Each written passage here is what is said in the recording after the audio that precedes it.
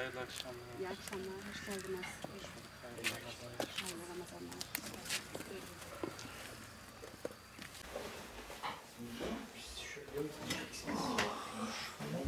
Birazdan da okunur tahmin ediyorum. Öyle mi?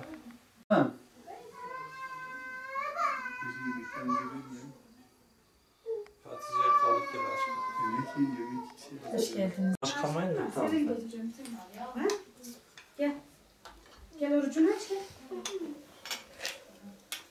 Açsana orucunu. Açacağız da o yüzden. Karadan yapalım.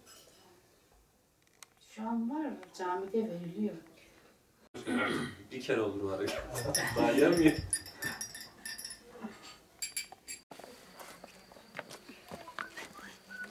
Size de hayırlı geceler. Hayırlı geceler, teşekkür ederiz. Hayırlı akşamlar.